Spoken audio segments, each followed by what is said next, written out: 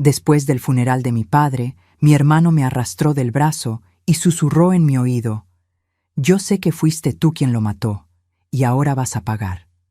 Por 5 años viví aprisionada en mi propia casa, pagando por un crimen que nunca cometí. Hasta el día en que descubrí la verdad enterrada bajo el piso. Hola, mis queridos. Hola, mis queridas. Qué bueno es tenerlos aquí conmigo hoy.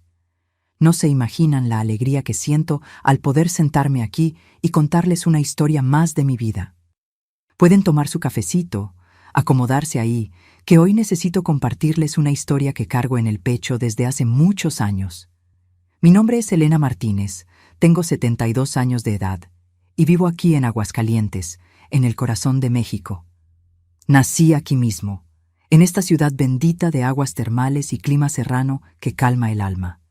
Hoy en día, paso mis días aquí en mi cocina calientita haciendo gorditas de maíz de verdad, de esas que la masa se pega en las manos y el olor a queso ranchero invade toda la casa. Miren, ¿hay algo mejor que el olor de gorditas horneándose en el comal de barro? Yo creo que no, ¿eh? Estoy aquí con las manos enharinadas, con mi delantal floreado lleno de manchas de masa y la cocina toda oliendo a queso y leña quemándose. Este comal de barro aquí al lado fue regalo de mi difunto padre hace más de 50 años. Está viejito, rayado, pero funciona de maravilla. Todos los días por la mañana lo prendo con cariño, coloco las brasas en el lugar correcto y empiezo a amasar mi hornada del día. Vendo mis gorditas allá en el tianguis del barrio, ¿saben?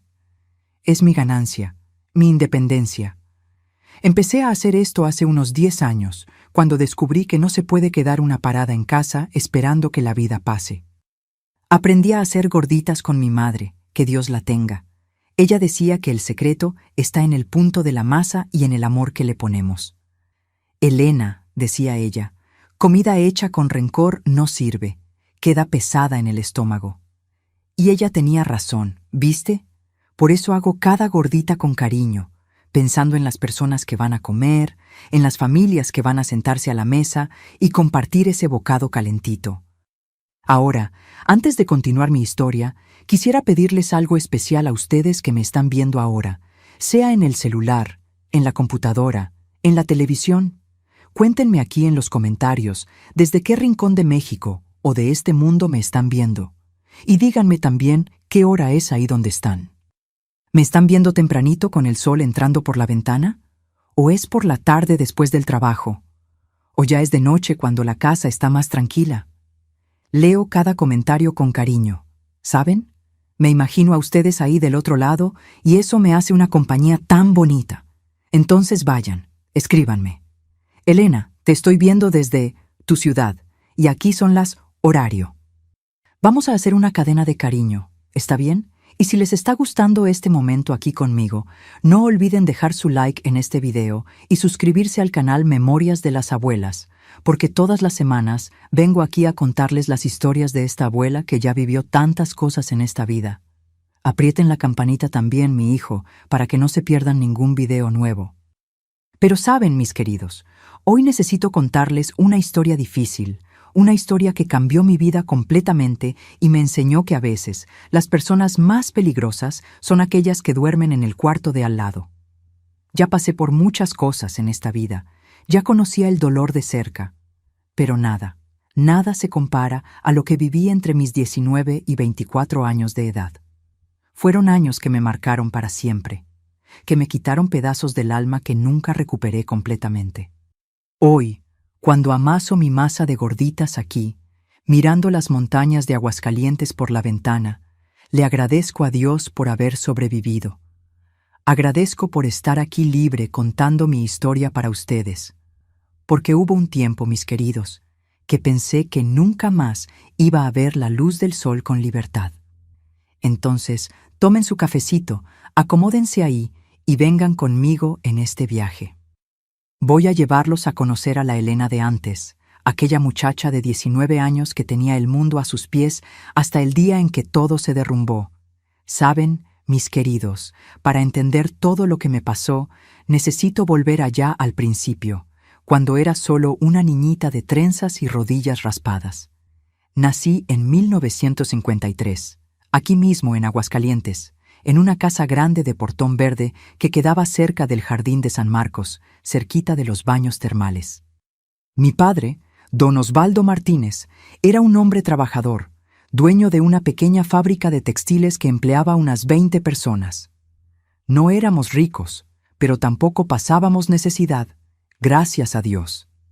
Mi madre, doña Irene, era una mujer dulce, de esas que se levantaban antes de que saliera el sol para preparar el café con leche y el pan con mantequilla fresca para la familia. Ella tenía una manera muy especial de hacer las cosas. Cuando pasaba por la casa, dejaba un olorcito a lavanda y jabón de coco. Era cocinera de primera. Hacía tamales, buñuelos, ate de guayaba, cajeta, todo con ese amor que solo una madre tiene. Fue de ella que heredé este don de cocinar, estas ganas de alimentar a la gente con cariño. Pero estaba Marcos, mi hermano mayor, 11 años mayor que yo. Cuando nací, en 1953, él ya era un niño de 11 años, casi un muchacho. Nació en 1942, en plena Segunda Guerra Mundial. Y mi mamá siempre decía que él vino diferente, que el parto fue difícil, que lloraba mucho y tenía una mirada extraña desde chiquito. Papá nunca le gustó mucho hablar de eso, pero yo notaba que tenía una preocupación con Marcos que no tenía conmigo. Vivíamos en aquella casa grande, con patio lleno de árboles de guayaba y un huerto de capulines que daba fruta todo el año. Recuerdo el olor de la tierra mojada después de la lluvia, el ruido de los pajaritos en la mañana temprano, el sabor de las guayabas que agarraba directo del árbol y comía ahí mismo con la boca toda dulce. Era una infancia a cielo abierto, ¿saben? De correr descalza en el patio, de hacer muñecas con hojas de maíz, de jugar a la casita debajo del árbol de guayaba grande. Tenía mis amiguitas de la vecindad, la Teresita, la Marlene, la Guadalupe, y pasábamos las tardes jugando a la ronda, brincando la cuerda, jugando a las escondidas por los patios. En ese tiempo, en Aguascalientes, la ciudad todavía era pequeña. Todos se conocían y los niños podían jugar en la calle sin miedo. Íbamos a traer agua a la fuente, agarrábamos guayabas del árbol del vecino, siempre con permiso, y volvíamos a casa solo cuando el sol empezaba a ponerse detrás de las montañas. Mi padre era mi héroe desde chiquita. Todos los días cuando llegaba de la fábrica, allá por las 6 de la tarde, yo corría a la puerta para abrazarlo. Él me cargaba, aunque ya estuviera grandecita, y decía, «¿Cómo está mi joya rara, mi princesita?» Me llevaba a conocer su fábrica, me mostraba las máquinas de telar, el olor a lana y algodón, el ruido rítmico de los telares. Decía que un día todo aquello sería mío, que yo iba a ser una mujer de negocios fuerte e independiente. Pero con Marcos era diferente. Papá nunca tuvo paciencia con él. Marcos no le gustaba trabajar, no le gustaba estudiar. Cuando yo tenía unos 6 años, él ya era un muchacho de 17 y vivía encerrado en su cuarto, leyendo esas revistas de terror, oyendo radio y fumando a escondidas. Mi mamá siempre lo defendía. «Osvaldo, el muchacho necesita paciencia, es sensible, es diferente». Pero papá contestaba, «Irene, ese muchacho es flojera y envidia en el corazón». Yo era muy chiquita para entender bien esas conversas de los adultos, pero recuerdo sentir miedo de Marcos. Tenía una manera de mirarme que me daba escalofríos. Cuando papá y mamá salían y él se quedaba cuidándome, me seguía por los cuartos de la casa, siempre con esa sonrisita torcida. Una vez, debía tener unos 8 años, estaba jugando con muñecas en el patio y él se acercó y me dijo, «Aprovecha mientras papá está vivo, Elena. Cuando se muera, vas a ver cómo van a cambiar las cosas aquí». No entendí nada, pero aquello quedó grabado en mi memoria como una profecía sombría. Papá notaba esas cosas. Siempre me decía, «Elena, mi hija, no te quedes sola con tu hermano. Cuando tu mamá y yo no estemos en casa, te vas a casa de doña Aparecida, nuestra vecina». Y yo obedecía, porque confiaba ciegamente en mi padre. Él era mi protección, mi escudo contra todo lo que pudiera hacerme daño. La rutina de la casa era simple y bonita. Despertábamos temprano con el canto del gallo del vecino. Mamá preparaba el café, yo ayudaba a poner la mesa y tomábamos café todos juntos, menos Marcos, que dormía hasta tarde. Después iba a la escuela primaria Francisco I. Madero, que quedaba a unas 5 cuadras de casa. Iba caminando con mi mochila de piel y mi uniforme azul marino con blusa blanca. Me encantaba estudiar, sacaba buenas notas y papá se sentía orgulloso. Las tardes de sábado, papá me llevaba a tomar nieve en el centro de la ciudad, en la nevería que quedaba en la Plaza de la Patria. Era nuestro momento especial, solo yo y él. Me contaba historias de su juventud, de cómo construyó la fábrica de la nada, de cómo conoció a mi mamá en un baile de carnaval en 1940. Esos momentos eran mágicos, ¿saben? Me sentía la niña más amada del mundo, pero en las sombras, Marcos crecía cada vez más amargado. Tenía celos, unos celos enfermizos del amor que papá tenía por mí. Escuchaba discusiones de noche cuando pensaban que yo estaba dormida. Marcos pidiendo dinero, papá negando, mamá llorando, tratando de hacer las paces entre los dos. «Necesitas trabajar, Marcos, ya tienes 22 años», gritaba papá, y Marcos respondía con descaro. «Tú solo te preocupas por Elena, para mí nunca tuviste nada». Esas peleas fueron haciéndose más frecuentes conforme fui creciendo. Cuando tenía 12 años, en 1965, las cosas estaban especialmente tensas en casa. Marcos, ya con 23 años, seguía sin trabajar, viviendo de favor en casa de los padres, viviendo del sudor de mi padre. Y lo peor, empecé a notar miradas de él que me dejaban profundamente incómoda. Miradas que una niña no debería recibir de un hermano adulto. Fue en esa época, a mis 12 años, que papá empezó a alertarme de forma más seria. «Elena, pon atención en lo que te voy a decir», habló un día con una gravedad que nunca había visto. «Tu hermano no es una buena persona, tiene el corazón malo, lleno de envidia y maldad. Mientras yo esté vivo, tú estás protegida. Pero prométeme que siempre vas a estar alerta, siempre vas a desconfiar de él. ¿Prometes?». Prometí, sin entender bien la dimensión de ese pedido. Y así fui creciendo, una niña feliz, bajo la protección de un padre amoroso, pero con una sombra amenazadora siempre rondando las esquinas de la casa. Aquella sombra tenía nombre: Marcos. Y solo estaba esperando el momento correcto para tragarse toda la luz de mi vida. Los años fueron pasando y me transformé de niña en señorita. De mis 13 a mis 17 años, entre 1966 y 1970, viví lo que yo llamaba los años dorados. Seguí estudiando con dedicación, siempre trayendo buenas notas a casa y llenando a mi padre de orgullo. Hice la secundaria y después la preparatoria en el Colegio Guadalupe Victoria, aquí mismo en Aguascalientes. Era una de las mejores alumnas del grupo. Soñaba con hacer la universidad. Cosa rara para una muchacha en esa época, ¿eh?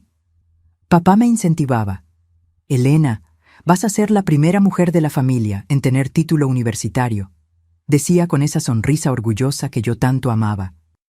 Me llevaba a la fábrica todos los sábados por la mañana para que aprendiera sobre los negocios. Me enseñaba a calcular costos, revisar inventario, hablar con los empleados. «Un día todo esto será tuyo, mi joya. Necesitas estar preparada», hablaba mientras me mostraba los libros de contabilidad. Nuestra rutina era de padre e hija enamorados el uno del otro, en el sentido más puro y bonito que existe. ¿Saben? Amor de familia verdadera. Todas las mañanas le preparaba su café como a él le gustaba, cargado, con 2 cucharadas de azúcar, servido en la taza de porcelana que había sido de su abuela. Papá tomaba el café, me acariciaba el cabello y decía: «Tú eres mi rayo de sol, Elena. Tú iluminas esta casa». Pero mientras yo crecía y florecía, Marcos se marchitaba en amargura. Ya se acercaba a los 30 años y seguía sin rumbo en la vida. No trabajaba, no estudiaba, no tenía novia.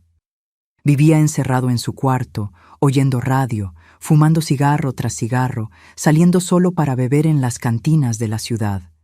Papá ya había perdido las esperanzas con él. «Marcos, vas a acabar mal. Un hombre de 30 años que no hace nada en la vida es una vergüenza, oía a papá decir. Y Marcos respondía con rabia. No necesito hacer nada. Esta casa también es mía. Cuando usted se muera, voy a tener lo que me corresponde por derecho. Esas palabras me erizaban la piel. Cuando usted se muera. Hablaba de eso con una naturalidad aterradora, como si estuviera esperando, contando los días. Mamá ya había fallecido en 1968, cuando yo tenía 15 años. Un cáncer que se la llevó demasiado rápido. Después de que ella se fue, la tensión entre papá y Marcos empeoró mucho. Ya no había nadie que hiciera ese puente, ese intento de mantener la paz. En 1971, cumplí 18 años y realicé mi sueño. Pasé el examen de admisión para estudiar pedagogía en la Universidad Autónoma de Aguascalientes. Papá se puso tan feliz que hasta lloró. Mi hija va a ser maestra, mi Elena va a ser profesionista, gritaba por la casa. Me compró un bochito azul solo para mí, para que pudiera ir y volver de la universidad todos los días. Era usado, pero para mí era el mayor lujo del mundo. Todos los días me levantaba a las 5:30 de la mañana, tomaba café con papá, agarraba mi mochila de estudiante y manejaba por las calles de Aguascalientes hasta la universidad. Amaba esa rutina, amaba las clases, amaba los libros, amaba la sensación de estar construyendo mi futuro. Por la tarde, cuando volvía, papá siempre me esperaba en la ventana de la sala. «¿Y qué tal, mi profesionista? ¿Cómo estuvo el día?», preguntaba. Y yo le contaba todo, las materias, los profesores, las amigas nuevas que había hecho. Marcos odiaba verme feliz. Cuando llegaba de la universidad toda animada, me lanzaba miradas de puro veneno. Un día, lo recuerdo como si fuera hoy, estaba en la sala mostrándole a papá un examen de psicología de la educación donde había sacado 10. Papá estaba radiante, abrazándome, diciendo que era un orgullo. Marcos apareció en la puerta con esa cara amargada y soltó: «Aprovecha, queridita, mientras el viejo está vivo para mimarte». Papá se puso rojo de rabia. «Quítate de mi vista, Marcos. Eres una desgracia en esta familia», gritó. Marcos dio una sonrisa torcida y volvió a su cuarto. Aquello me dejó inquieta el resto del día. Había algo en su voz, en esa manera de decir «mientras el viejo está vivo», que parecía una amenaza velada. Papá empezó a volverse aún más protector conmigo. Tenía presión alta, tomaba medicamento todos los días. Enalapril, si no me equivoco. Era religioso con la medicación. Todas las mañanas, después del café, abría el gabinete de la cocina y tomaba las pastillas. Yo misma organizaba su medicina en una cajita separadita con los días de la semana marcados. Hacía eso con todo el cuidado del mundo, porque sabía que su salud dependía de aquello. Pero empecé a notar cosas extrañas. En enero de 1972, cuando yo tenía 19 años y estaba en el segundo semestre de la universidad, papá empezó a sentirse mal con frecuencia. Dolores de cabeza, mareos, náuseas. «Debe ser el calor, hija. Este verano está muy fuerte», decía. Pero yo veía que estaba diferente. Pálido, débil, con ese sudor frío en la frente. Una mañana, allá por finales de enero, papá tomó el café que yo le había preparado. Café con leche, pan con mantequilla y cajeta, como a él le gustaba. Estábamos conversando sobre la graduación, que sería dentro de 3 años. «Voy a estar en primera fila, Elena, con traje nuevo, tomándole fotos a mi hija con toga y birrete», dijo con esa sonrisa que iluminaba el mundo. De repente, su rostro cambió. Se puso blanco, blanco como el papel. Se llevó la mano al pecho y dijo con la voz perdida: «Elena, hija». Me levanté de la silla de un salto. «Papá, ¿qué pasa, papá?». Intentó decir algo más, pero las palabras no salieron. Sus ojos se quedaron vidriosos y entonces cayó. Cayó de la silla duro, como un peso muerto ahí en el piso de la cocina. Grité tanto que la vecina, doña Aparecida, escuchó desde lejos y vino corriendo. Llamó al hospital. Vino ambulancia, vino doctor, vino un montón de gente. Yo estaba arrodillada en el piso, agarrando la mano de mi padre, sintiendo cómo se iba poniendo helada en las mías. «Papá, no, no me dejes, papá», lloraba, suplicaba, pero él ya no respondía. El médico llegó, intentó reanimar, pero fue inútil. «Fue fulminante, señorita, infarto cardíaco. Ya estaba muerto cuando llegó la ambulancia. Mi pésame». No lo creí. No podía ser verdad. Mi padre, mi héroe, mi protector, no podía haberse ido así, de repente, sin siquiera despedirse. Solo tenía 52 años, era saludable, cuidaba la presión, hacía todo bien. Marcos apareció en la cocina. Había escuchado toda la confusión, pero se había tardado en bajar. Cuando vio el cuerpo de papá en el piso, cubierto con una sábana blanca, no lloró, no demostró nada. Se quedó ahí parado, mirando, y entonces me miró a mí. Fue una mirada que nunca voy a olvidar. Una mirada fría, calculadora, casi satisfecha. Los días siguientes fueron un borrón de dolor. Velorio, misa de cuerpo presente, entierro. Estaba drogada de tanto dolor, de tanto llorar. Había tomado un calmante que el médico me dio y flotaba en un estado de semi-inconsciencia. Recuerdo gente pasando, dando el pésame, diciendo: «Tu mamá y tu papá están juntos ahora en el cielo». Recuerdo el ataúd bajando a la tierra. Recuerdo tirar la primera flor encima del ataúd y sentir que mi mundo se había acabado. Durante el velorio, Marcos se quedó en un rincón fumando. No lloró ni una lágrima. La gente comentaba: «Qué hijo frío, ni llora por su propio padre». Pero a él no le importaba. Solo me miraba, me observaba, como un depredador observa a una presa herida. Cuando volvimos a casa después del entierro, el sol se estaba poniendo. La casa estaba vacía, silenciosa. Por primera vez en la vida, estaba sola con Marcos, completamente sola, sin papá para protegerme, sin mamá para hacer las paces. Solo yo y él, en aquella casa grande y helada. Yo estaba en la sala, todavía de luto, todavía aturdida por el dolor y los calmantes.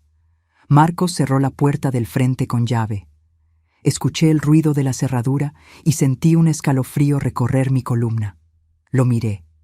Él me miró y entonces sonrió. Aquella sonrisa era la cosa más aterradora que había visto en mi vida. Una sonrisa que no tenía nada de alegría. Una sonrisa de alguien que acababa de ganar un juego. Caminó despacio hacia mí. Cada paso suyo resonaba en el silencio de la casa. Y cuando llegó cerca, agarró mi brazo, apretó fuerte. Fue la primera vez en mi vida que alguien me lastimó físicamente a propósito.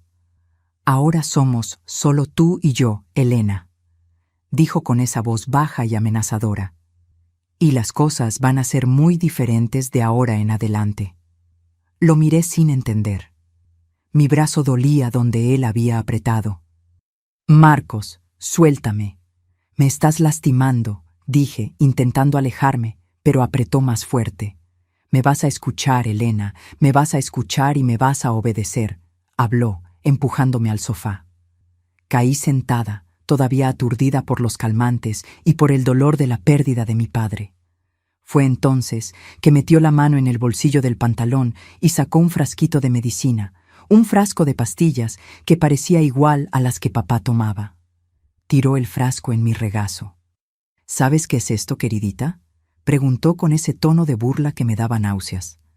Agarré el frasco con las manos temblorosas, leí la etiqueta. Era enalapril, la medicina de papá, pero el frasco estaba por la mitad. «Yo no entiendo», dije confundida. Marcos se agachó, quedó con el rostro muy cerca del mío y dijo despacio, dejando que cada palabra penetrara como un cuchillo: «Estas pastillas no son medicina para la presión, Elena. Son pastillas de harina, harina de trigo, nada más. Y tienen tus huellas digitales por todo el frasco». Mi corazón se detuvo. «¿Qué?». Él sonrió. «Te vi cambiando las medicinas de papá, Elena. Te vi agarrando los comprimidos verdaderos y poniendo estas pastillas falsas en su lugar. Por eso tuvo el infarto, porque tú, con tus propias manos, le quitaste la medicación que lo mantenía vivo. Tú mataste a nuestro padre». No, grité, levantándome del sofá de un salto. Yo nunca haría eso. Yo amaba a papá. Yo nunca cambié ninguna medicina. Pero Marcos solo rió. Una risa baja, cruel, que resonó por la sala vacía. No importa lo que digas, Elena. Lo que importa es lo que yo vi, y lo que la policía va a creer cuando les muestre este frasco. Tus huellas digitales están en todo. Tú organizabas sus medicinas, ¿recuerdas? Tus impresiones digitales van a coincidir perfectamente. Empecé a llorar. Llorar de desesperación, de miedo, de confusión. Pero yo no hice nada. Marcos, tú sabes que yo no hice nada. Se acercó de nuevo, agarró mi barbilla con fuerza, me obligó a mirarlo a los ojos. Yo sé que tú no lo hiciste, porque fui yo quien cambió las medicinas, idiota. Pero nadie nunca va a saber eso. Las pruebas te señalan a ti. Y si no haces exactamente lo que te mande de ahora en adelante, voy a la delegación mañana en la mañana y te entrego. Vas a ser arrestada, Elena. Vas a ser juzgada. Vas a pasar el resto de tu vida en la cárcel por parricidio. ¿Quieres eso? Mi mundo se derrumbó en ese momento. Tenía 19 años, acababa de perder a mi padre y ahora estaba siendo chantajeada por mi propio hermano, un hermano asesino que me estaba culpando por su crimen. Caí de rodillas en el piso, sollozando. Por favor, Marcos, por favor, no me hagas esto. Se agachó, pasó la mano por mi cabello en un gesto que parecía cariñoso, pero era profundamente perturbador. No voy a hacer nada, siempre y cuando seas una buena niña, una niña obediente.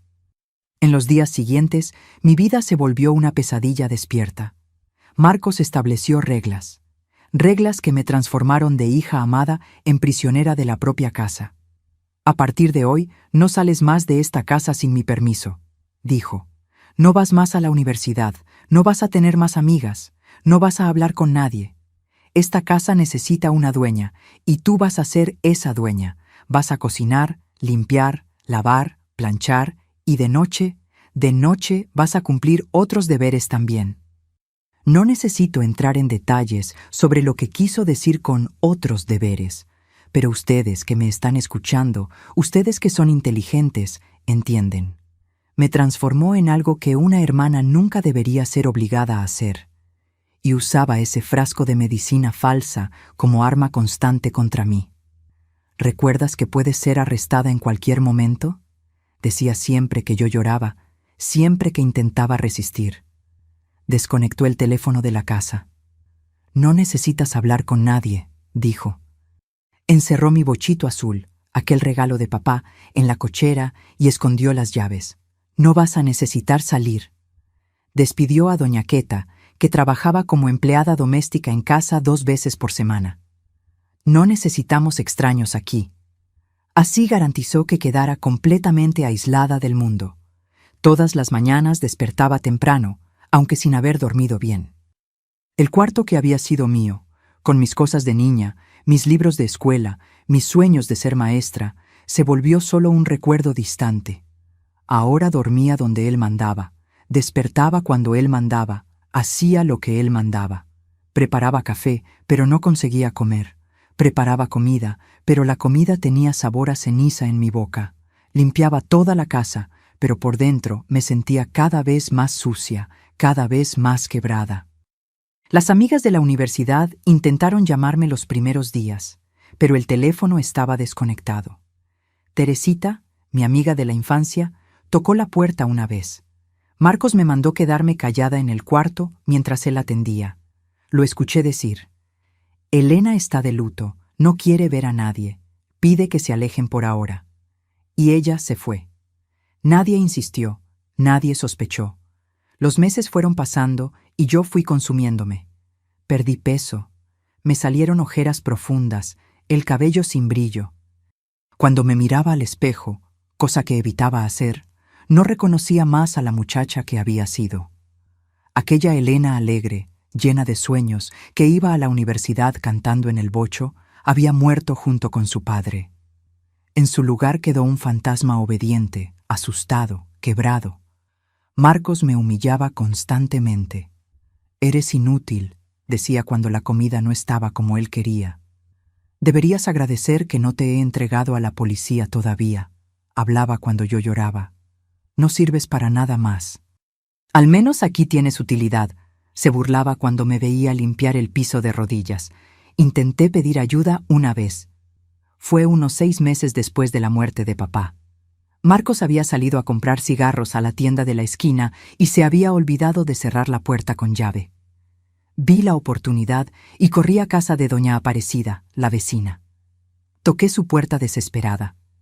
Cuando abrió, intenté hablar, intenté contar, pero las palabras se me atoraban en la garganta. Doña Aparecida, mi hermano, él... Pero ella me interrumpió con una sonrisa de lástima. Ya sé, hija, estás sufriendo mucho por la pérdida de tu padre. Es difícil, pero va a pasar. Ya verás, tu hermano te está cuidando bien. No entendió. Pensó que solo estaba de luto. Antes de que pudiera explicar bien, Marcos apareció. Me había seguido. Ah, Elena vino a hacer una visitita. Qué bueno que saliste un poco de casa, hermanita, pero vamos a volver. Ya es hora de comer, dijo con ese tono falso de hermano cariñoso, y me agarró del brazo, de esa manera que parecía cariñosa por fuera pero que apretaba fuerte, dejando marca, y me llevó de vuelta. Cuando llegamos a casa, me encerró en el cuarto por 3 días. 3 días sin comida, solo agua. Para que aprendas a no intentar escaparte de nuevo, dijo por la rendija de la puerta. Cuando finalmente me soltó, estaba tan débil que apenas podía estar de pie. ¿Aprendiste la lección?, preguntó. Solo moví la cabeza. Había aprendido. Había aprendido que no había salida, que nadie me iba a salvar, que estaba sola en ese infierno. La universidad mandó una carta. Tenía demasiadas faltas. Iba a reprobar el semestre, a perder la plaza. Marcos leyó la carta, la rompió frente a mí y tiró los pedazos a la basura. Ya no necesitas universidad. Tu vida ahora es aquí conmigo, dijo. Y ahí murió mi último hilo de esperanza, mi sueño de ser maestra, de tener título, de hacer orgulloso a mi padre. Todo eso se volvió polvo. Los años empezaron a pasar en esa rutina macabra. 1972 se volvió 1973. 1973 se volvió 1974. Iba haciéndome más vieja, más apagada, más muerta por dentro. Había días que pensaba en desistir de todo, en dejar que todo acabara. Pero algo pequeñito dentro de mí, alguna chispa terca que se negaba a apagarse completamente, me mantenía respirando, me mantenía despertando todos los días, me mantenía obedeciendo sus órdenes mientras esperaba. Esperaba por algo, algún milagro, alguna salida. Pero en ese momento, en 1974, cuando tenía 21 años y ya habían pasado 2 años en ese cautiverio disfrazado de casa, la salida parecía más distante que nunca. Los años empezaron a pasar en esa rutina macabra. 1972 se volvió 1973. 1973 se volvió 1974. Iba haciéndome más vieja, más apagada, más muerta por dentro. Había días que pensaba en desistir de todo, en dejar que todo acabara. Pero algo pequeñito dentro de mí, alguna chispa terca que se negaba a apagarse completamente, me mantenía respirando, me mantenía despertando todos los días, me mantenía obedeciendo sus órdenes mientras esperaba. Esperaba por algo, algún milagro, alguna salida. Pero en ese momento, en 1974, cuando tenía 21 años y ya habían pasado 2 años en ese cautiverio disfrazado de casa, la salida parecía más distante que nunca. Fue en 1975, en el mes de agosto, que llegué a mi límite. Tenía 22 años y ya hacía 3 años que vivía en ese infierno. 3 años de humillación, 3 años de miedo, 3 años siendo rehén en mi propia casa, 3 años despertando todos los días sin saber si iba a tener fuerzas para sobrevivir hasta la noche. Me había convertido en una sombra, un fantasma que andaba por los pasillos de aquella casa como si ya no tuviera alma. Había perdido casi 10 kilos. Mi cabello, que antes era grueso y brillante, estaba delgado y quebradizo. Mis uñas vivían rotas de tanto tallar el piso, lavar ropa, hacer todo el trabajo pesado de la casa. Aquella noche específica de agosto era 15 de agosto. Lo recuerdo porque era el cumpleaños de mi madre. Habría cumplido 58 años. Estaba en la cocina lavando los trastes de la cena. Mis manos estaban rojas y agrietadas de tanto lavar, tallar, limpiar. Tenía una herida abierta en el dedo pulgar que ardía cuando entraba en contacto con el jabón, pero no podía parar.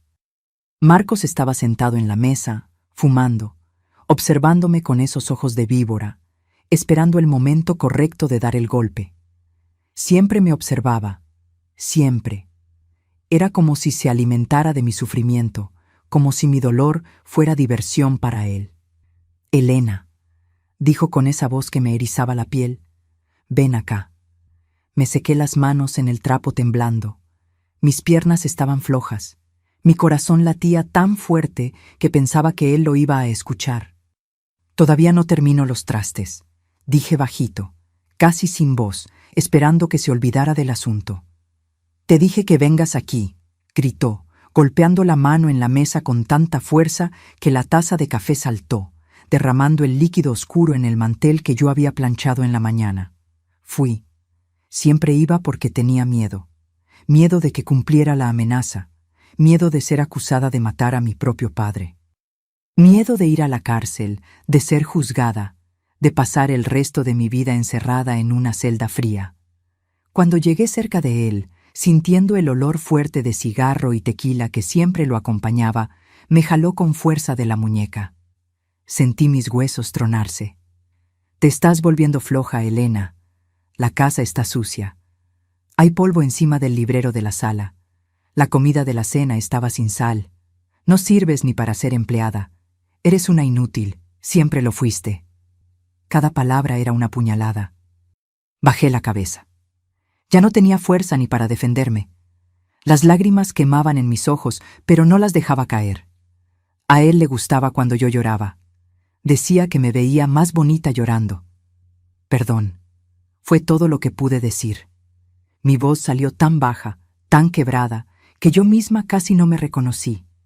¿Dónde estaba la Elena que cantaba en el coche camino a la universidad? ¿Dónde estaba la niña que reía fuerte, que soñaba con ser maestra, que creía en un futuro brillante? Me empujó con fuerza. Golpeé con la espalda en la esquina de la mesa y sentí un dolor agudo, punzante, que subió por mi columna. Mi visión se oscureció por un segundo. «Vete a tu cuarto y quédate ahí pensando en cómo puedes ser más útil mañana. Y no quiero escuchar ni un pío», dijo ya encendiendo otro cigarro. Subí las escaleras cojeando, agarrando la espalda con una mano y el barandal con la otra. Cada escalón era un esfuerzo inmenso, con dolor, con vergüenza, con el corazón roto en 1000 pedazos. Entré al que había sido el cuarto de mis padres, porque Marcos se había adueñado del mío, diciendo que su cuarto de soltero era muy pequeño, y me tiré en la cama. El colchón todavía tenía el olor tenue del perfume de mi madre. A veces enterraba la cara en la almohada e intentaba sentir ese olor. Intentaba recordar cuando ella estaba viva, cuando la casa todavía tenía amor. Y ahí, sola en la oscuridad, con la espalda doliendo y el corazón sangrando, me derrumbé completamente. Lloré. Lloré como nunca había llorado antes. No era llanto de tristeza, era llanto de desesperación total, absoluta. Era llanto de quien llegó al fondo del pozo y no ve más salida, no ve más luz, no ve más motivo para continuar. Todo mi cuerpo temblaba.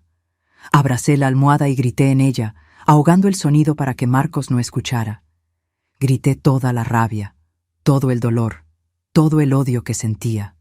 Grité hasta que me dolió la garganta, hasta no tener más voz. Miré al techo de aquel cuarto, a la lámpara antigua que se balanceaba levemente con el viento que entraba por la rendija de la ventana, y pensé, ya no aguanto más, ya no quiero vivir así. Esto no es vida, esto no es vida. Por primera vez en 3 años, pensamientos muy oscuros empezaron a entrar en mi cabeza de verdad. Pensamientos de acabar con todo, de saltar de la ventana de aquel segundo piso y terminar con todo ese dolor de una vez, de tomar todas las medicinas del gabinete del baño, de agarrar el cuchillo de la cocina y... No lo voy ni a decir, pero ustedes entienden. Eran pensamientos de quien ya no aguanta ni respirar. Papá, susurré en la oscuridad con la voz ronca de tanto llorar. Papá, ¿por qué me dejaste aquí? ¿Por qué me abandonaste con este monstruo? ¿Por qué no me llevaste contigo? Y entonces, por primera vez, empecé a sentir rabia. Rabia de mi padre por haberse muerto y dejarme sola.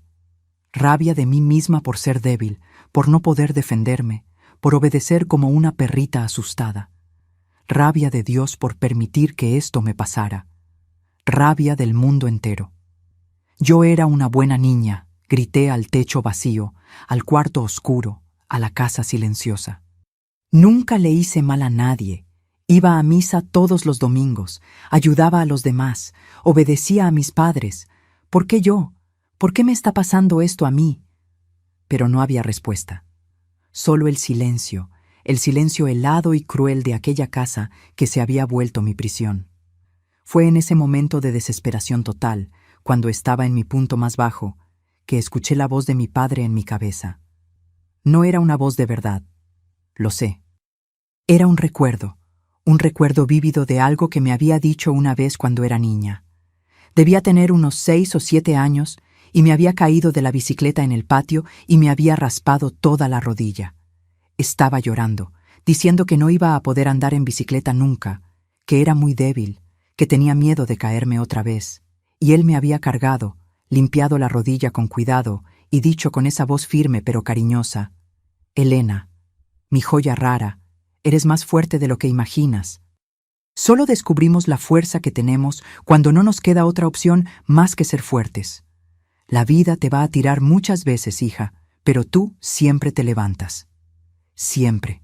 ¿Me lo prometes? Levántate, hija. Siempre levántate. Aquel recuerdo me pegó de lleno, como una bofetada, como un balde de agua fría que me despertó de aquella pesadilla mental. Y algo dentro de mí, alguna chispita pequeñita, terca, que se negaba a morir completamente, empezó a brillar de nuevo. Levántate, me dije a mí misma en voz alta. Levántate, Elena. Tu padre no te crió para ser cobarde.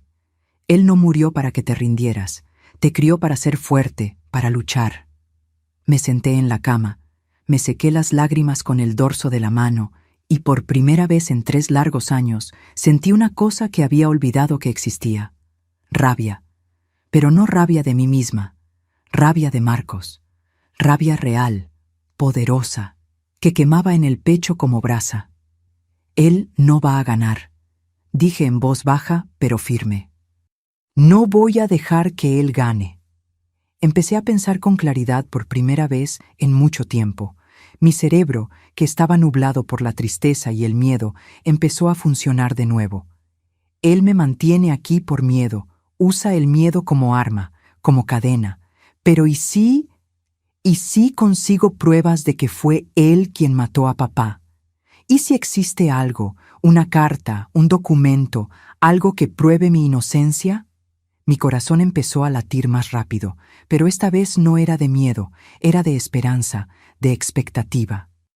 Papá era un hombre cuidadoso, un hombre organizado, metódico. Guardaba todo, recibos, facturas, cartas antiguas. ¿Será que había dejado alguna pista, algo escrito antes de morir? ¿Algún documento que pudiera salvarme? Me levanté de la cama, ignorando el dolor en la espalda. Fui hasta la ventana y miré a la calle oscura y silenciosa de Aguascalientes. Las montañas a lo lejos eran sombras contra el cielo estrellado. Si existe algo, papá, lo voy a encontrar, susurré. Aquella noche, cuando Marcos se durmió, dormía pesado y roncaba fuerte después de beberse media botella de tequila, salí del cuarto en silencio absoluto. Mis pies descalzos no hacían ruido en el piso frío de madera. Bajé las escaleras como un fantasma, evitando los escalones que rechinaban. El tercero y el séptimo me los sabía de memoria. Fui hasta el estudio de papá, aquel lugar sagrado que Marcos raramente entraba porque le daba flojera andar en papeleos y documentos. El estudio estaba exactamente como papá lo había dejado. Olía a cigarro de hoja, a papel viejo, a colonia Old Spice que él se ponía todos los días. Olía a él. Por un momento, aquel olor me paralizó. Era como si él estuviera ahí sentado en la silla de piel, sonriéndome. Tragué el nudo en la garganta y prendí la lamparita pequeña del escritorio, cuidando de no hacer ruido. Empecé a buscar. Busqué en los cajones del escritorio, papeles de trabajo, cuentas antiguas, fotos amarillentas. Busqué en los armarios de archivo, carpetas con documentos de la fábrica, contratos, nóminas. Busqué detrás de los libros en los estantes, libros de contabilidad, novelas que a él le gustaba leer, hasta una Biblia vieja, pero no encontré nada, nada que pudiera ayudarme a probar mi inocencia, nada que revelara la verdad sobre su muerte. Frustrada, me senté en su silla, en aquella silla de piel que rechinaba levemente, y puse la cara en las manos. Toqué el escritorio, sus objetos, el cenicero de vidrio, el portalápices de madera, la foto enmarcada de mí el día de la graduación de la preparatoria. Papá, ¿dónde dejarías algo importante? ¿Dónde esconderías un secreto? Si sabías que Marcos era peligroso, debiste haberte protegido de alguna forma. ¿Dónde, papá? ¿Dónde? Susurré desesperada. De repente, escuché un ruido. Pasos en el piso de arriba. Marcos se había despertado. Mi corazón se disparó violentamente en el pecho. La sangre se me heló en las venas. Apagué la luz de la lamparita en un movimiento rápido y me escondí debajo del escritorio, encogida, abrazando mis rodillas, aguantando la respiración. Escuché los pasos bajando las escaleras.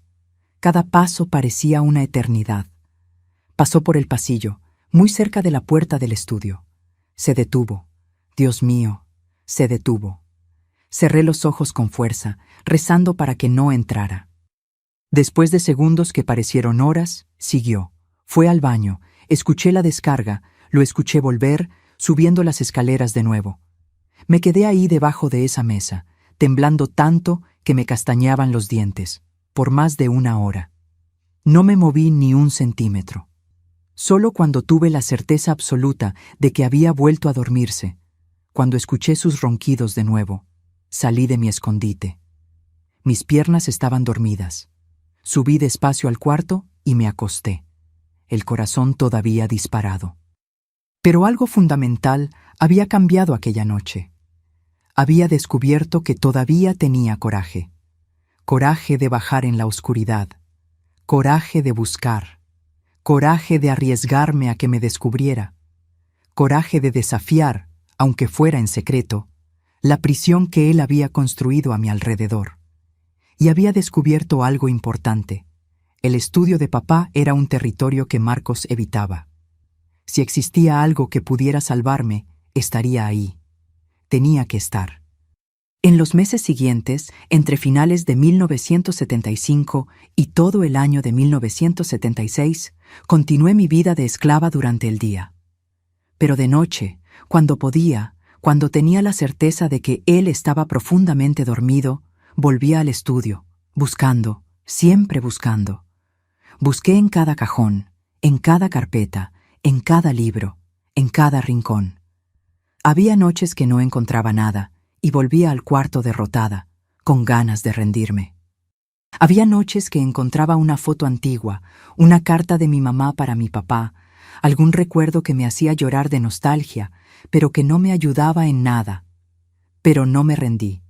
No podía rendirme porque ahora tenía un objetivo, un propósito, algo que me mantenía viva más allá del miedo, algo que me hacía despertar todos los días y seguir adelante. Iba a encontrar la verdad. Iba a encontrar la prueba de mi inocencia. Iba a liberarme de ese monstruo. No sabía cuándo, no sabía exactamente cómo, pero sabía, en el fondo del corazón, con una certeza que no podía explicar, que aquel estudio guardaba un secreto que mi padre había dejado para mí, una llave para mi libertación, y lo iba a encontrar, aunque me llevara años. «Espérame, papá», susurré una noche, sentada en el piso frío del estudio, con una pila de documentos viejos a mi lado, la lamparita tenue iluminando mi rostro cansado. Yo sé que dejaste algo para ayudarme. Lo siento. Lo voy a encontrar. Prometo por todo lo sagrado que lo voy a encontrar. Y fue esa promesa hecha en la oscuridad, en el silencio, en la soledad, la que me mantuvo viva, la que me mantuvo luchando por los próximos meses, hasta aquel día de marzo de 1977, cuando todo finalmente cambió. Marzo de 1977. Acababa de cumplir 24 años. Había vivido 5 años en ese infierno. 5 años enteros de mi juventud robados por ese hombre. Pero en ese mes de marzo, la suerte finalmente me sonrió. O mejor dicho, mi padre finalmente logró alcanzarme desde el más allá. Marcos anunció un jueves que iba a viajar. Voy a la Ciudad de México a visitar unos amigos. Vuelvo el domingo en la noche, dijo con ese modo arrogante. Iba a casinos clandestinos. Yo lo sabía. Gastaba el dinero de la fábrica de papá en juego y bebida. La casa queda cerrada con llave. No sales ni pienses en intentar nada. Si no, cuando vuelva vas a ver, amenazó antes de partir. Cuando escuché el ruido de su coche alejándose por la calle, sentí una ola de alivio tan grande que mis piernas flaquearon. 3 días. Tenía 3 días sola. 3 días sin escuchar su voz, sin sentir su mirada, sin tener miedo. Era como si pudiera finalmente respirar después de estar debajo del agua por mucho tiempo. El viernes por la mañana decidí limpiar el estudio de papá. Hacía tiempo que no conseguía hacer una limpieza más profunda ahí. Siempre tenía miedo de que Marcos entrara y me descubriera tocando las cosas. Pero ahora estaba sola. Podía limpiar con calma. Podía quedarme ahí sintiendo el olor de papá. Podía hasta llorar si quería, sin nadie que me juzgara o humillara. Entré al estudio con cubeta, trapo y escoba. Abrí las ventanas para dejar entrar el aire fresco. La luz de la mañana iluminó todo el cuarto, mostrando el polvo acumulado. Empecé a sacar los libros de los estantes para limpiar. Pasé el trapo en el escritorio con cariño, como si estuviera acariciando la memoria de mi padre. Encima de un mueble alto, cerca de la ventana, había un florero de cerámica azul que mi mamá adoraba. Era un florero grande, pesado, que ella había recibido de regalo de bodas. Quise bajarlo de ahí para limpiar debajo. Me subí a una silla, estiré el brazo, agarré el florero, pero estaba más pesado de lo que imaginaba, y mis manos, cansadas de tanto trabajo, resbalaron. El florero cayó. Cayó con un ruido ensordecedor en el piso de madera del estudio. Se rompió en 1000 pedazos. Di un grito de susto y bajé de la silla corriendo. ¡Ay, Dios mío, el florero de mamá!, dije, arrodillándome para juntar los pedazos. Pero cuando miré al piso, vi que no solo se había roto el florero. Una de las duelas de madera del piso se había rajado con el impacto, y por debajo de la madera rajada vi un brillo, algo metálico reflejando la luz del sol. Mi corazón empezó a latir rápido. Con las manos temblando, jalé la duela de madera rajada. Salió fácil, estaba suelta a propósito. Y ahí, en una cavidad hecha bajo el piso, había una caja. Una caja de metal oxidada, del tamaño de una caja de zapatos, cerrada con un candado pequeño. Agarré la caja con las 2 manos. Estaba pesada. Había algo adentro. Mi corazón latía tan fuerte que escuchaba el ruido en mis oídos. «Papá», susurré. «¿Esto es tuyo? ¿Escondiste esto aquí?» Intenté abrir el candado, pero estaba cerrado. Necesitaba llave. Miré alrededor, buscando. Abrí los cajones del escritorio. Nada. Entonces recordé. Papá guardaba herramientas en un gabinete del sótano. Bajé corriendo las escaleras.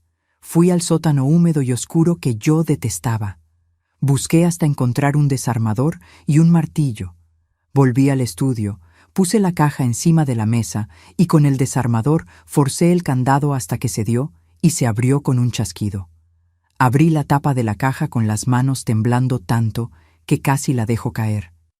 Adentro había cintas de casete, esas cintas de video antiguas, y un cuaderno, un diario de piel café viejo con las páginas amarillentas. Agarré el diario primero. La caligrafía era de mi padre. Reconocí inmediatamente esa letra firme e inclinada. Abrí en la última página. Estaba fechada el 28 de enero de 1972, un día antes de su muerte. Mis manos temblaban tanto que apenas podía sostener el cuaderno. Leí en voz alta con la voz quebrada. Marcos me pidió dinero otra vez hoy, 5ª vez este mes. Le negué. Dijo que me iba a arrepentir. Dijo que los accidentes pasan con gente vieja. Eso me asustó. Hoy en la mañana, cuando tomé mi café, sentí un sabor extraño, amargo, diferente. Y por la tarde me sentí mal, mareos, náusea, sudor frío. No es normal. Fui a la farmacia y compré una camarita pequeña, de esas nuevas que graban en cinta. La instalé escondida dentro del gabinete de la cocina con un agujerito para la lente. Si Marcos está haciendo lo que creo que está haciendo, voy a tener prueba. Elena, mi hija amada, si estás leyendo esto, es porque pasó lo peor. Cuidado con tu hermano, es peligroso. La cinta está en esta caja. Úsala para protegerte. Úsala para probar la verdad. Te amo, mi joya rara. Tu padre que nunca te va a abandonar. Caí sentada en la silla, sollozando. Él sabía. Papá sabía que Marcos estaba tratando de matarlo y se había preparado. Había dejado pruebas para mí. Me había protegido, aunque sabía que iba a morir. Con las manos temblando, agarré una de las cintas. Estaba escrito en la etiqueta 29872, noche. Llevé la cinta a la sala. Teníamos una videocasetera vieja que casi nunca usábamos. Puse la cinta, apreté play y me senté en el sofá. La imagen apareció en la tele. Era la cocina de nuestra casa. La cámara estaba apuntando al gabinete donde se guardaban las medicinas. La imagen estaba oscura. Debía ser de noche. Pero entonces se prendió una luz y Marcos entró a la cocina. Mi sangre se heló. Lo vi todo. Lo vi mirar para atrás, revisar que nadie venía. Lo vi abrir el gabinete de medicinas. Lo vi agarrar el frasco de enalapril de papá. Lo vi, con toda la calma del mundo, abrir el frasco y vaciar las cápsulas en su mano. Una por una, abría las cápsulas rojas, tiraba el polvo blanco de la medicina a la basura y llenaba las cápsulas de nuevo con un polvo gris que sacaba de una bolsita. Veneno para ratas. Yo sabía porque cerró la bolsita y pude leer la etiqueta. Raticida, veneno. Después de llenar todas las cápsulas con veneno, cerró el frasco y lo puso de vuelta en el gabinete. Apagó la luz. Salió. La cinta siguió grabando la cocina vacía por algunos minutos más y entonces se acabó. Me quedé ahí paralizada, mirando la pantalla negra de la tele. Yo no había matado a mi padre. Nunca había cambiado ninguna medicina. Fue él. Fue Marcos quien asesinó a nuestro padre, lo envenenó lentamente, día tras día, hasta que su corazón ya no aguantó más. Y después me culpó, me chantajeó, me transformó en esclava por 5 años, basado en una mentira. El dolor que sentí en ese momento es indescriptible. Dolor de saber que mi padre había sido asesinado. Dolor de saber que había sufrido por 5 años sin motivo. Pero junto con el dolor vino una rabia gigantesca que quemaba en el pecho como fuego. Agarré el teléfono que Marcos había desconectado hacía 5 años y lo conecté de nuevo en el enchufe. Marqué a la policía con los dedos temblando. Bueno, necesito denunciar un asesinato. Tengo pruebas, tengo el video. Dije y di la dirección. Los policías llegaron en media hora, 3 hombres de uniforme. Mostré la cinta, mostré el diario. Conté todo. Los 5 años de cautiverio, el chantaje, la mentira. Escucharon todo. Vieron el video. Quedaron en shock. Va a necesitar dar su declaración formal, señora, pero con estas pruebas vamos a arrestar a su hermano en cuanto regrese, dijo el delegado. El domingo en la noche, cuando Marcos volvió del viaje, yo estaba preparada. La casa estaba oscura cuando entró. Escuché la llave en la puerta. Escuché sus pasos. Elena, ¿dónde está mi cena? Inútil, gritó como siempre gritaba. Prendí la luz de la sala y él vio a 3 policías sentados en el sofá, al delegado de pie a mi lado, y en la tele, la imagen de él abriendo las cápsulas de medicina y poniendo veneno adentro, pasando en repetición. Su cara se cayó, el rostro se puso blanco. Me miró, luego a los policías, luego a la tele. Intentó correr, corrió hacia la puerta, pero los policías fueron más rápidos. Lo tiraron al piso, lo esposaron, lo levantaron a la fuerza. «Está arrestado por el asesinato de Osvaldo Martínez», dijo el delegado. Marcos me miró con odio. «Maldita perra, me las vas a pagar», gritó mientras era arrastrado afuera. Pero no sentí miedo. Por primera vez en 5 años lo miré sin miedo. «Tú ya pagaste, Marcos. Te vas a pudrir en la cárcel», dije con voz firme. Fue juzgado 3 meses después. Con el video y el diario como prueba, el jurado no tuvo duda. 30 años de prisión por homicidio calificado. Heredé todo: la casa, la fábrica, el dinero. Pero la mayor herencia que recibí no fue material. Fue saber que mi padre, aunque muerto, me había cuidado. Me había dejado la llave para mi libertad. Me había protegido hasta el fin. Y aquí estoy yo, mis queridos, 48 años después de aquella noche que cambió todo. 48 años de libertad. Todavía vivo aquí, en Aguascalientes, en la misma ciudad donde nací, donde sufrí y donde renací. No pude salir de aquí. Estas montañas, estas calles, esta tierra, todo esto es parte de mí, de lo bueno y lo malo que viví. La casa donde viví con mi padre y donde sufrí en las manos de Marcos, la vendí luego después del juicio.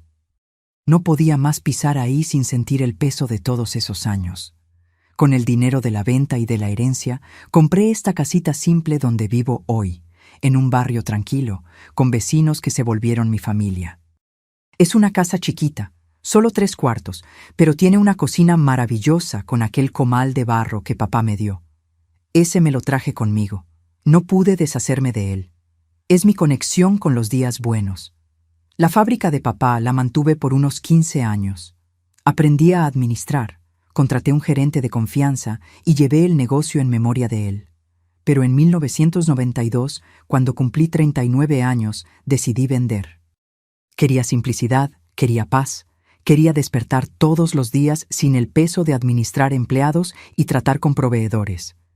Invertí el dinero de la venta y vivo de los rendimientos. No es mucho, pero me basta. Lo que me llena de verdad, lo que me da alegría de verdad, es este negocito de gorditas. Despierto todos los días a las 5 de la mañana, costumbre antigua que nunca perdí, y empiezo a amasar mi hornada. El olor del queso ranchero, el ruido de la masa cayendo en la batea de madera, el calor del comal de barro, todo eso me calma el alma. Es como una meditación, ¿saben? Cada gordita que hago con las manos es una oración de gratitud por estar viva, por estar libre. Todos los martes y sábados cargo mis bolsas térmicas y voy al tianguis del mercado municipal. Armé una mesita simple con un mantelito de cuadritos rojos que yo misma bordé y me quedo ahí de las 7 al mediodía vendiendo mis antojitos. La gente ya me conoce. «Doña Elena, guárdeme 2 bolsitas. Doña Elena, las de la semana pasada estuvieron divinas. Cada cliente que vuelve es una victoria. Cada sonrisa que recibo es un recordatorio de que yo gané. Me casé a los 32 años, en 1985. Conocí a Geraldo en una misa de domingo. Era viudo, 10 años mayor que yo, hombre simple, carpintero de profesión. Fue él quien hizo mi mesita del tianguis, quien construyó los gabinetes de mi cocina. Le conté mi historia desde el principio del noviazgo. No quería secretos. Me escuchó, agarró mi mano y dijo: «Sobreviviste, Elena. Eso te hace la mujer más fuerte que conozco». Estuvimos casados por 23 años hasta que partió en 2008 de un derrame. Lo extraño todos los días. No tuve hijos. Intentamos, pero no vino. ¿Y saben qué? Hoy le agradezco a Dios. Creo que Dios sabía que yo necesitaba sanarme primero. Necesitaba aprender a ser Elena de nuevo antes de ser madre. pero tengo sobrinos, hijos de primos, que me visitan, me llaman tía abuela, me llenan de cariño. Tengo a la hija de Geraldo de su primer matrimonio, Luciana, que me trata como mamá. Viene aquí todas las semanas, trae a sus nietos, bisnietos de consideración, y la casa se llena de risas de niños. En esos momentos miro alrededor y pienso, papá, lo logré, yo gané. Mantengo una rutina sagrada. Los lunes es día de ir al cementerio. Visito la tumba de papá, llevo flores frescas, limpio la lápida. Converso con él. Le cuento cómo estuvo la semana. Le cuento cuántas gorditas vendí. Me quejo de la rodilla que duele cuando va a llover. Y le agradezco. Le agradezco por el coraje que me dio, por las pruebas que dejó, por el amor que tuvo, aunque sabía que iba a morir. Los miércoles por la tarde es el día del grupo de oración de la iglesia. No soy beata, pero me gusta estar con esas señoras de mi edad, rezando el rosario, conversando sobre la vida. Ellas saben mi historia. Todos en Aguascalientes saben, pero nunca me trataron con lástima. Me tratan con respeto, hasta con admiración. Los viernes en la noche es sagrado. Hago mi cena simple: arroz, frijoles, un huevo frito, una ensaladita. Me siento en la butaca de la sala con mi tejido y veo mi novela. Son los pequeños placeres, ¿saben? Los lujos simples de una vida libre. Poder comer a la hora que quiero, dormir sin miedo, despertar sin sobresalto. Eso no tiene precio. Cuando me miro al espejo hoy, veo a una señora de cabellos blancos, rostro marcado por el tiempo, manos callosas de tanto trabajo, pero veo también a una sobreviviente. Veo fuerza, veo dignidad. Las cicatrices del pasado están aquí, algunas visibles, otras no. Pero hoy las cargo con orgullo, porque cada una de ellas cuenta la historia de cómo no me rendí. Marcos murió en la prisión en 2003, después de 26 años preso. Infarto. No fui a su entierro. No sentí nada cuando me enteré. Ni rabia, ni alivio, ni tristeza. Nada. Él ya no tenía más poder sobre mí desde hacía mucho tiempo. ¿Perdonar? No sé si perdoné, pero lo superé. Y eso para mí ya es suficiente. Hoy, cuando amaso mis gorditas aquí en esta cocina calientita, con olor a leña y queso en el aire, sonrío. Sonrío porque soy libre. Sonrío porque soy dueña de mi tiempo, de mi vida, de mis decisiones. Sonrío porque, contra todas las probabilidades, sobreviví. Y no solo sobreviví, viví, gané, soy feliz. Mis queridos, si hay alguien ahí escuchándome ahora que está siendo chantajeado por alguien de la propia familia, necesito decirles algo. La verdad siempre encuentra una manera de salir a la luz. Siempre. Puede tardar 5 años, puede tardar 10, pero sale. Y cuando salga, necesitas estar lista para usarla como arma. Yo pasé 5 años creyendo una mentira, 5 años con miedo de ser arrestada por algo que no hice. 5 años obedeciendo a un monstruo porque pensé que no había salida. Pero ¿saben qué aprendí? El manipulador tiene miedo de ser descubierto. Usan el miedo como cadena, pero la cadena es falsa. Es fragilidad disfrazada de poder. Si alguien en tu familia te está manteniendo rehén, con amenazas, con chantajes, con mentiras, escucha lo que te voy a decir. Busca pruebas. Busca la verdad. Está en algún lugar, en un documento, en un testigo, en una grabación, en algún lugar que el manipulador no imagina que vas a mirar. Mi padre me dejó la llave de mi libertad debajo de un piso. La tuya puede estar en un celular viejo, en una carta guardada, en un vecino que vio algo. Busca. Y otra cosa importante, no tengas vergüenza de denunciar. Sé que es difícil cuando es alguien de sangre, alguien de la familia. Nos criaron para proteger a la familia, para guardar secretos, para no lavar los trapos sucios en público. Pero ¿saben qué digo yo? Cuando la ropa está sucia de sangre, cuando la ropa está sucia de crimen, necesita ser lavada así y frente a todo el mundo.